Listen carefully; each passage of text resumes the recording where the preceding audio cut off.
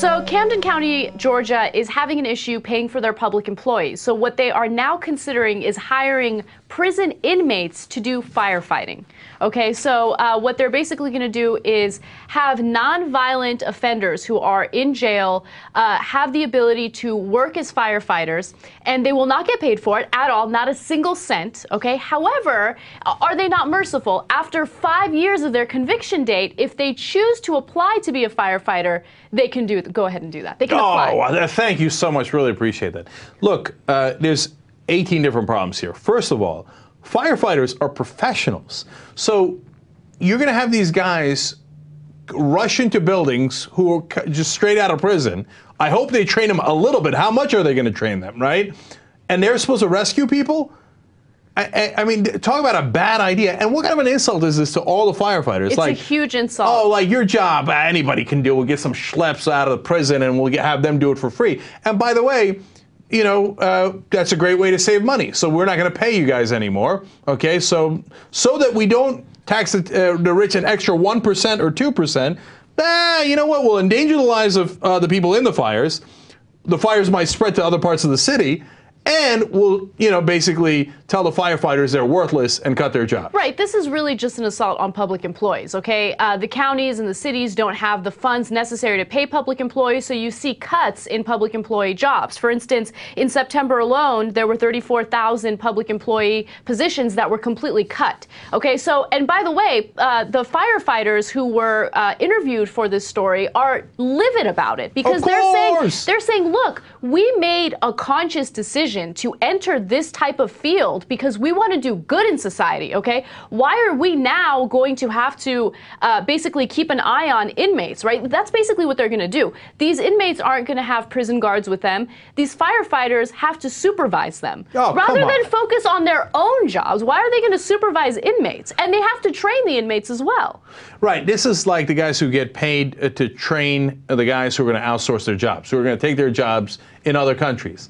It's an unbelievable insult, but there's a reason why they do this, right? So we've talked about ALEC before. It's an American Legislative Exchange Council. It's a collection of businesses that go and write laws like this, all right, to encourage governments to do these type of things.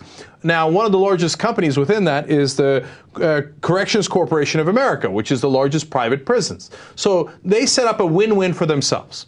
They encourage people to get more prisoners, the governments, etc. For example, they wrote the Arizona law against immigrants. So, because why? They want more prisoners so they get paid more, right? Right. Imprison as many nonviolent offenders as you possibly can. Exactly. Okay, then point number 2 is then turn around and use those prisoners for private companies. So, for example, they got chicken patties in one particular area were made by prisoners being paid 20 cents an hour. So that company, which is also part of ALEC, that private company goes, win for me. I don't have to pay you guys, so you can continue to be unemployed. I can get around the minimum wage laws. I pay them 20 cents an hour. That's a win for me. Point number 3, then you go and put them in public jobs like firefighters, etc., and then the rich have to pay less taxes.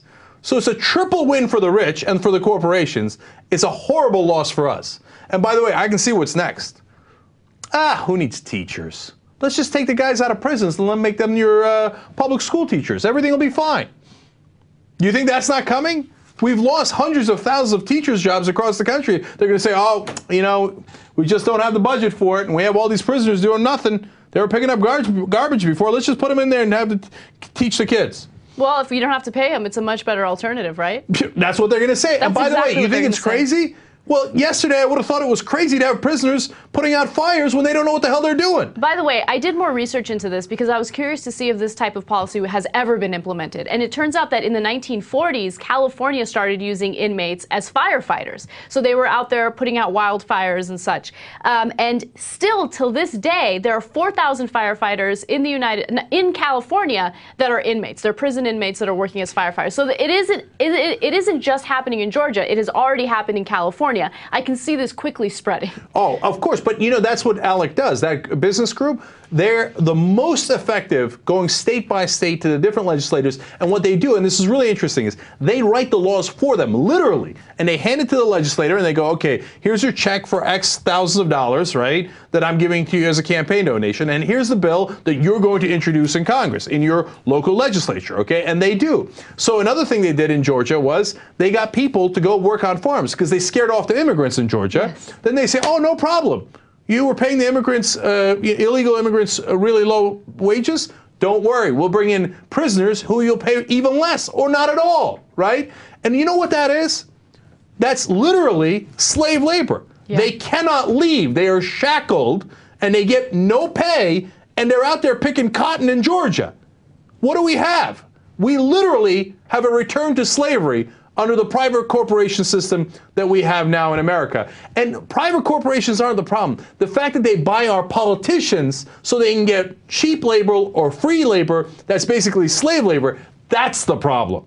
And by the way, the final irony of all this will be like, well, there is one other public job that we have not yet filled with prisoners. Cops. Eventually, they'll hire the prisoners to be the cops. That would be interesting. Okay, you think it's not coming? They'll, as long as they can figure out how to make a buck off of it, you watch and see.